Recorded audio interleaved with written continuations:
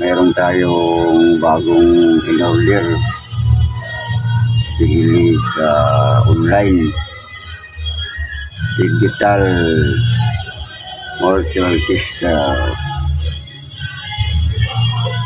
Yan, susubukan natin ngayon kung anong pagkakaiba sa mga ganitong tester. Dito kasi ako sanay nakita ko lang na sa online. Sabi ko testing ko, akala ko nga napakaliit, akala ko ganito kalaki. Sa picture ng sa online para malaki, pero halos kalahati lang pala, kalahati lang dito. Tingnan mo naman, ayun kalahati lang siya. Ay wala pa nga sa kalahati kasi yung haba niya ito yung mga tester talaga yun. Ayan, diba? Tingnan lang siya kalaki, parang lang, ang napakaliit ko yung may bulsa. Subukan ko kasi ganito. Ito rin may sensor, pwedeng walang wire, wala siyang ganito. Pwede mo siya ma-check yung kuryente kung mayroong wala. Pwede rin automatic.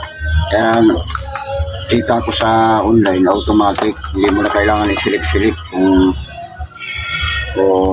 kuryente ang ititesting mo o battery, diretso na.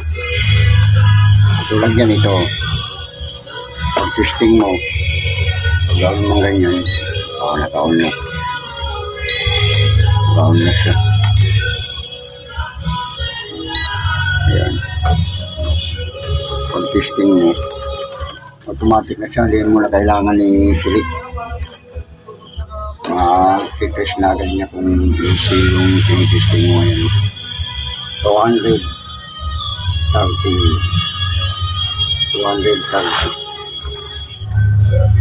ang lumalabas dito, 230. Pagka sa battery naman, automatic lang siya. Pagka mga resistant naman ang tinitesting mo, automatic lang siya. Hindi mo na kailangan i-select. Wala siyang select dito. Wala siyang select. Basta i-tester mo na lang siya. Halimbawa, resistor, capacitor, diretso na. Automatic na siya, kaya nakalagay automatic. Ayan, automatic.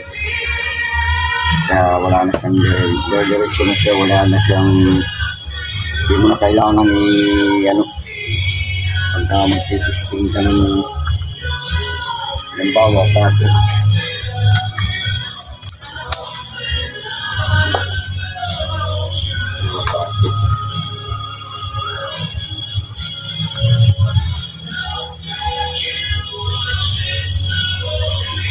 Ito battery naman.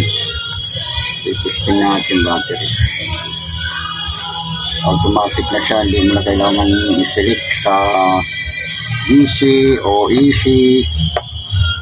Pag tester mo, wala ka nang pipindutin, talagang tester ka na lang ng ganyan. Ayan.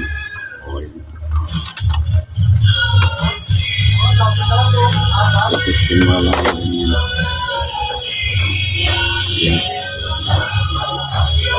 Ayan, lalabas na. Ayan kasi 3.7. 3.7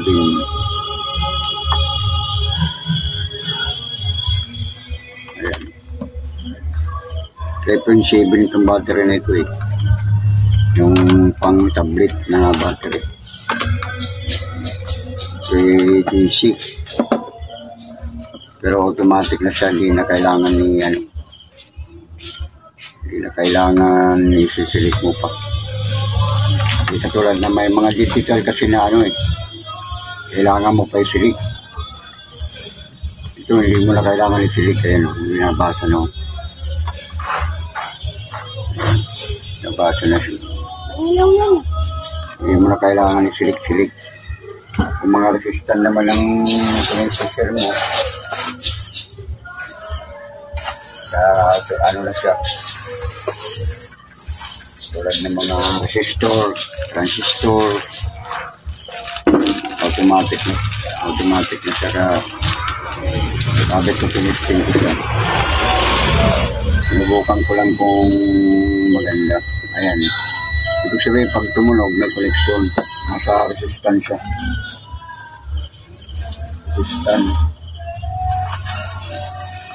Tulad ditong mga volume control, ito ay 50K ito eh.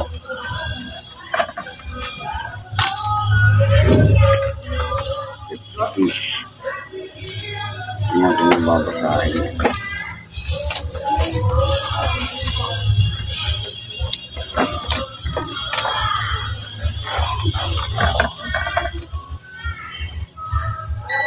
Ayan, ibig sabihin nakasagad. Tulog yung volume. 50K.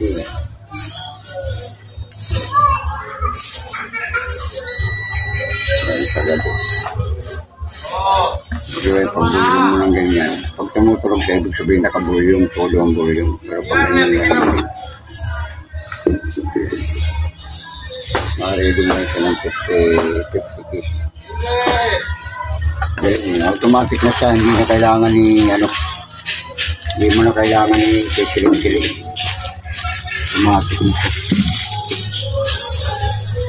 Automatic na siya.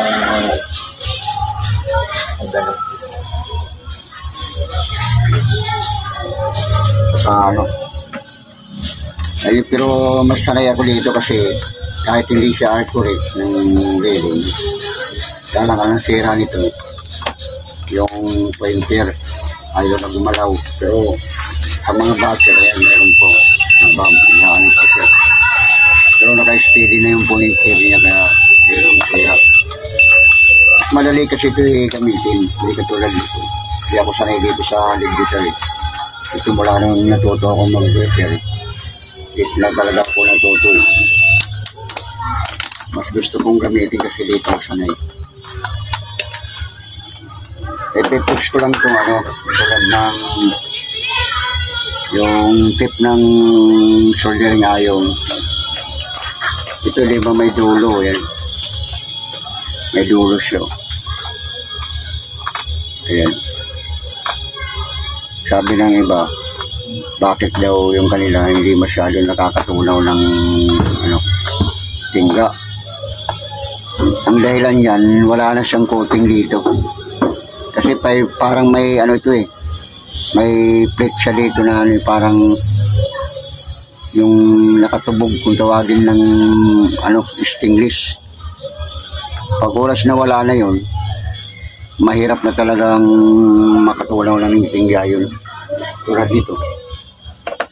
Ayan. Ito eh, may makintab siya eh. Kailangan makintab siya na hindi siya mawawala yung kintab niya na blue tip ito eh, kung tawagin blue tip. Ayan, blue tip. Tapos pag nawala yung kulay lang kasi yan eh, blue tip, kulay. Tapos yung pag nawala yung kulay, makikita mo yan na tawag yan, yung sobrang kintab. Parang pagtitingnan ko, parang stainless na nakabalot, parang plated. Kung tawagin yan, plated ng stainless. Kaya madali siya makatunaw pag nandiyan pa yan. Pero oras na kinayod mo yan, kaya dapat bawal kakayurin to. Katulad nito, kinakayod ko eh. Kinakayod ko siya, kaya ito yung una kong tip ng soldering. Pag marumi, dapat hindi mo pala kinakayod. Ang gagawin mo lang yan, pupunasan. Yun lang ang dyan. Katulad dito, ito, mahilip ito eh, kasaksak ko eh. Ayan, pag nawala yung kintab na yan, dapat makintab yan eh. Yung parang nakabalot siya ng kabalot siya ng, itong dulo nga parang wala na. Yan. Kasi marami nagtuturo ng sabihin yung panghinang nila, kailangan daw mataas ang watts. Ito 30 watts lang ito eh. 30 watts lang, pero mas mabilis siya makatunaw dahil mayroon pa siyang kintab sa dulo. Ayan o. ay mayroon pa siyang kintab na natitira. Pero yung pinakadulong-dulo, yung matulis talaga, parang nawala. Nawala yung kintab, kaya nakikita nyo parang itim na siya. Ayan ang mahirap na, pag mahirap na siya matunaw yung ano, buhibitaw yung panghinang pag yung ganyan na, yung may itim na sa dulo, ayan, yung pinakadulo na yan. Ayan, iba parang may itim na, yan, yung dulo na yun. Pero dapat ganito kakintab yan lahat, makinis yan. Kasi parang naka-plated siya ng ano, ayun o, nangingintab yan pagka, dapat yan, pinupunasan mo lang para ganyan-ganyan lang. Mainit, habang mainit, wag kakayurin.